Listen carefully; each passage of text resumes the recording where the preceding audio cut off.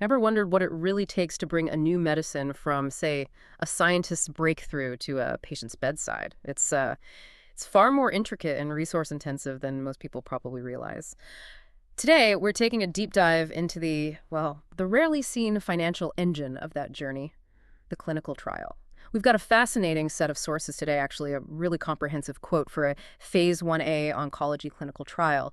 This specific proposal, it's for a biotech company testing new drugs for solid tumors right here in Australia. So it's a chance for us to sort of pull back the curtain on the immense effort involved. Absolutely. And our mission today is really to unpack this proposal, line by line. We want to understand the vast effort, the specialized resources, and truly see how every single dollar and every hour contributes to this arduous but crucial journey of developing a potential life-saving treatment. We'll try and identify the key phases, maybe some surprising details, and just the sheer coordination needed to make this kind of thing a reality. Right. Imagine you're the decision maker for this biotech company. You're looking at this multi-million-dollar proposal. Our goal is to give you a kind of shortcut to quickly grasp the crucial elements, the critical path, and maybe understand the strategic significance behind every cost. Okay, let's unpack this then. This isn't a quick sprint, it's definitely a marathon. Our sources lay out a 24-month study involving 4 top-tier clinical sites. These are strategically located across Australia: Sydney, Melbourne, Brisbane, and Perth. That's quite a significant footprint for a Phase 1A, isn't it? It is indeed. And looking at the high-level costs for this 2-year endeavor, the numbers are substantial. The total for CRO, that's the Contract Research Organization, their services come in just under $1 million at $998,080. Then we have what they call pass-through costs, which add up to $593,380, bringing the grand total for this whole operation to $1,591,460. That's a serious investment before a single dose is even administered. Wow, over $1.5 million. And like you said, that doesn't even account for manufacturing the drug itself. So what actually goes into making up each of these categories? Let's try and break down this complex journey stage by stage, starting right at the beginning. Before a single patient can even be recruited or, a syringe prepared, there's this mountain of foundational prep work. Our first stop, logically, is navigating the ethical and legal stuff. What makes this initial phase so complex and, frankly, costly? Yeah, it's all about ensuring integrity and trust from the get-go. The initial setup includes a pretty significant chunk for ethics and regulatory, coming in at $60,150 total. What's kind of fascinating here is the requirement for 2 separate Human Research Ethics Committee submissions, or HREC submissions, one private and one public.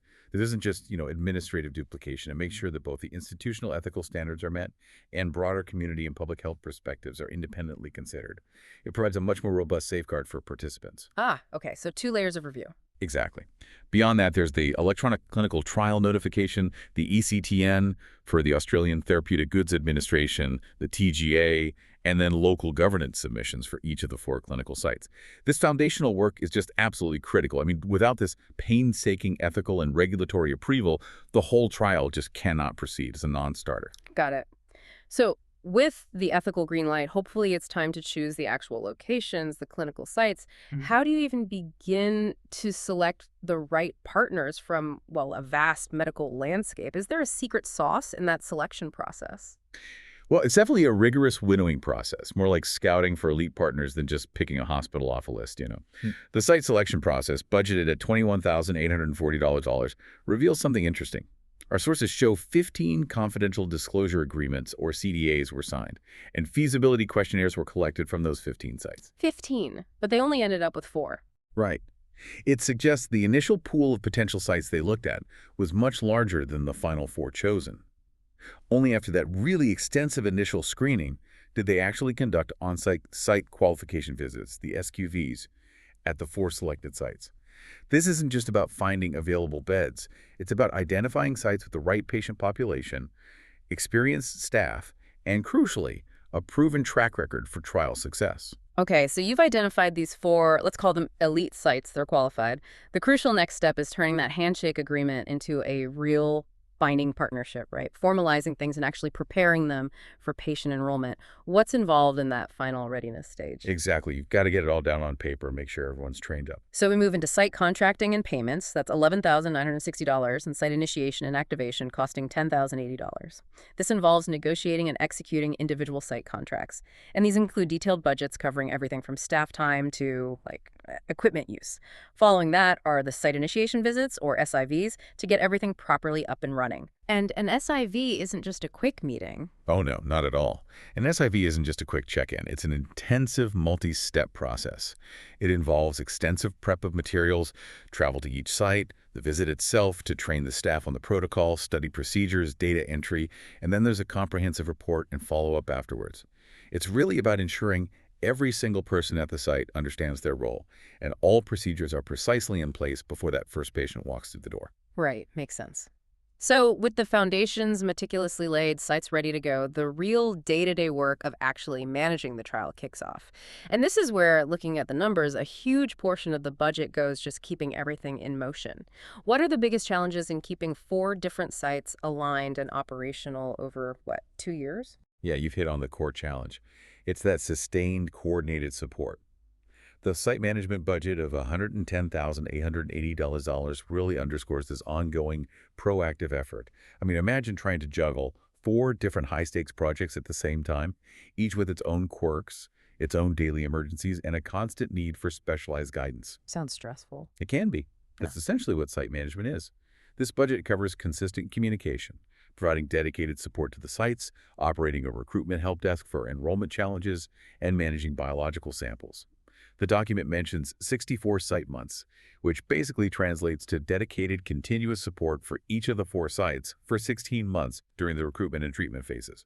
It's being the constant problem solver, the reassuring voice, and the expert resource every step of the way to ensure the trial runs smoothly and according to good clinical practice, or GCP. And with all these moving parts and all this critical data being generated, monitoring has to be absolutely crucial. You need to ensure data quality and, of course, patient safety. Looking at this significant monitoring cost, what are the biggest hurdles in maintaining that quality and safety across 4 sites? And how do these numerous in-person visits specifically address things that maybe remote monitoring might miss? Monitoring is totally indispensable, yes, and it's a significant investment at $156,800, precisely because it's like the human firewall against data errors and protocol deviations. Our sources show a pretty substantial number of on-site interim monitoring visits, IMVs, 44 during the active recruitment and treatment phases, plus another 4 during follow-up. 44 visits, that's a lot of travel. It is, and these frequent multi-hour on-site visits aren't just about ticking boxes. They are absolutely paramount for maintaining trial integrity and quickly addressing any issues that pop up. While, remote monitoring can flag data anomalies, it's the in-person visit that lets monitors actually observe site practices, talk to staff, review original source documents, and really get a qualitative feel for potential problems. Things like, patient consent issues, drug accountability discrepancies, maybe missed safety reporting, things that are really hard to catch remotely. Beyond the on-site visits, there are also remote data reviews for the 16 subjects enrolled. But that in-person presence, it remains critical. And speaking of patient safety, in an oncology trial like this one, it's not just important, it's, absolutely paramount, isn't it? What specifically is involved in managing all the safety data? Is there a particular type of adverse event that's, more concerning than others? Without question, patient safety is the absolute highest priority. The safety section, budgeted at $21,280, outlines the crucial mechanisms they put in place. This includes setting up a dedicated safety database and the meticulous management of serious adverse events, SAEs, and something called Suspected Unexpected Serious Adverse Reactions, or USARs. SARS? That sounds serious. It is. The unexpected aspect of SARS is particularly critical. These unpredicted severe reactions can be the very first signal of completely new, unforeseen safety concern for the drug. They demand immediate and rigorous investigation and reporting. So this critical work involves reviewing, listing, and promptly reporting these events to the sponsor and all the relevant regulatory authorities. They also account for writing the annual safety reports, the DSURs, which are essential for ongoing risk assessment and making sure the benefit-risk profile of the drug stays acceptable. Okay, so beyond the direct patient interactions and the data collection, there's this massive logistical puzzle that needs solving just to ensure the trial physically moves forward. Right. From a logistics perspective, what are the most vulnerable points in this supply chain? How do they maintain precision? You're right. The physical movement of materials is this complex, very secure chain.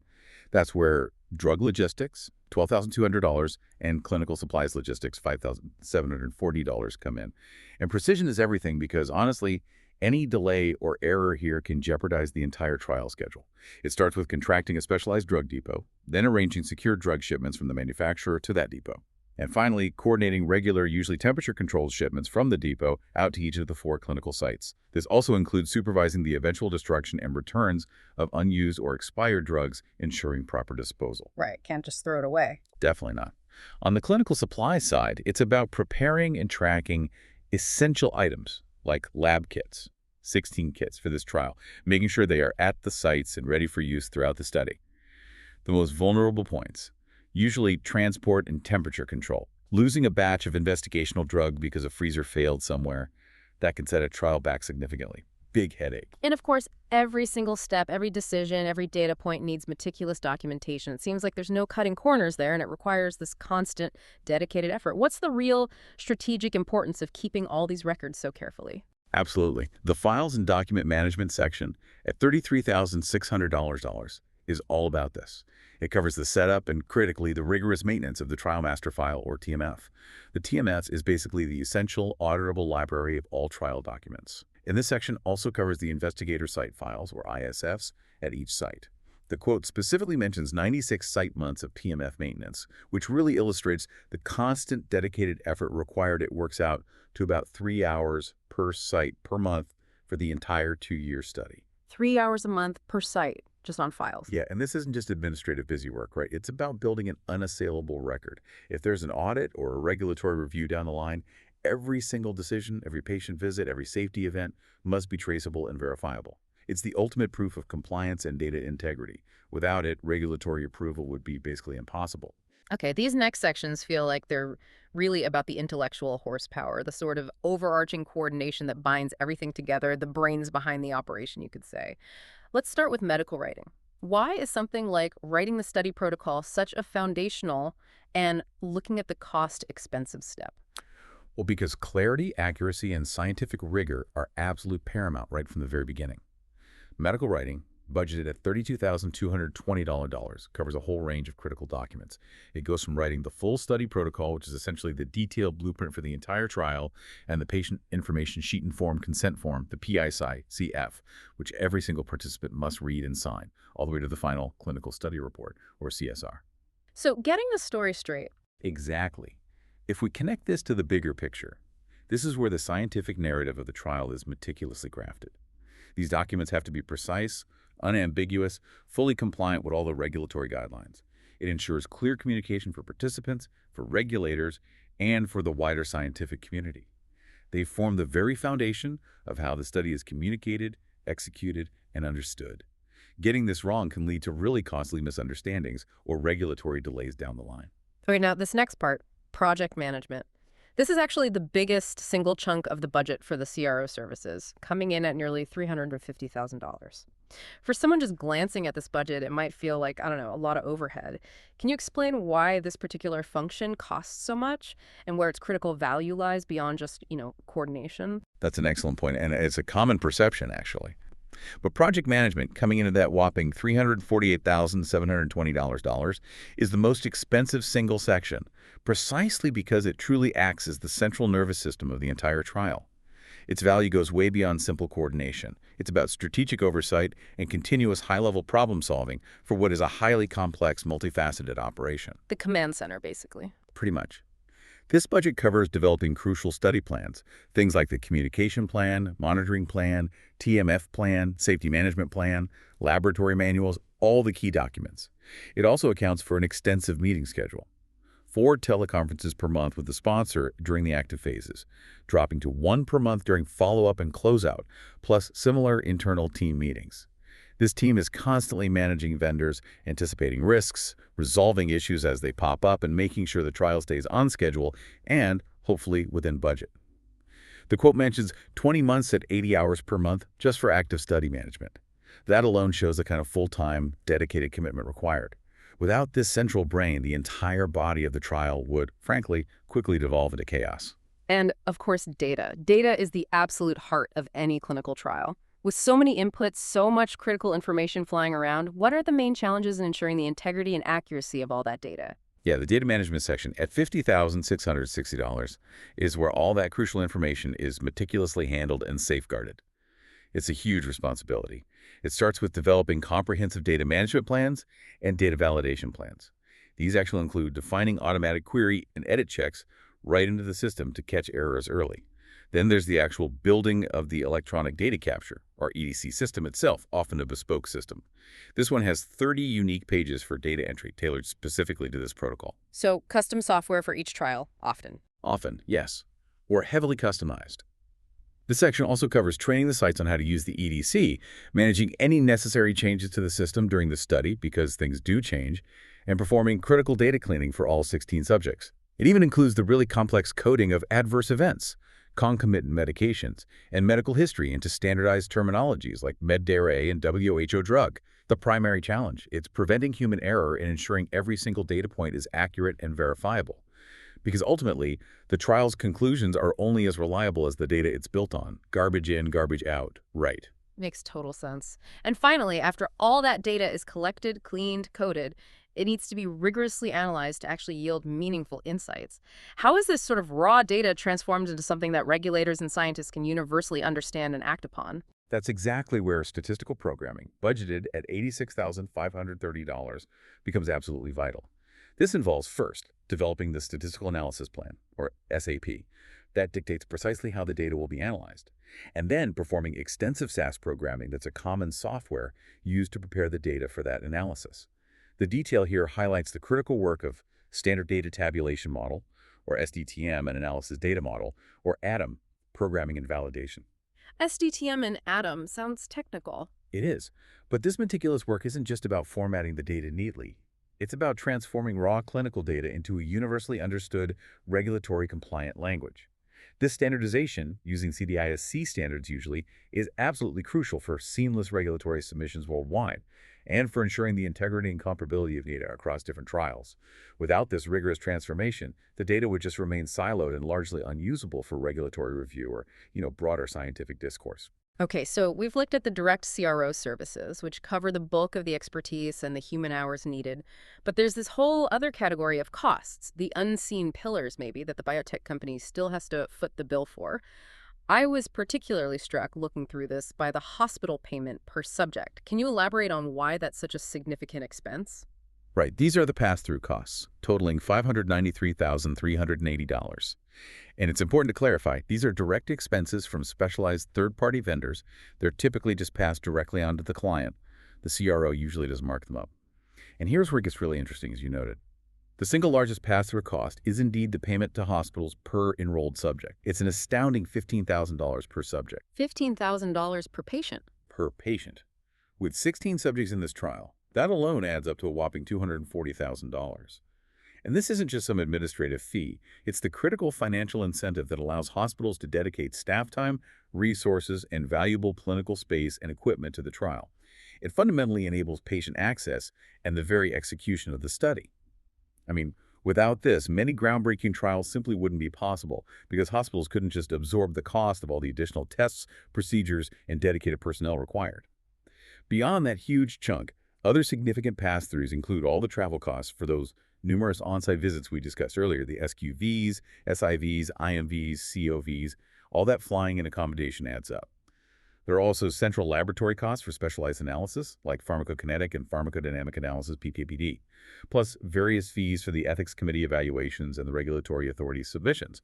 And don't forget the licenses for crucial technology platforms like the EDC system, the electronic TMF, and the drug safety platform. They all cost money. Right. It's a whole ecosystem. Exactly. These costs truly underscore the broad ecosystem and the many specialized partners required for a clinical trial.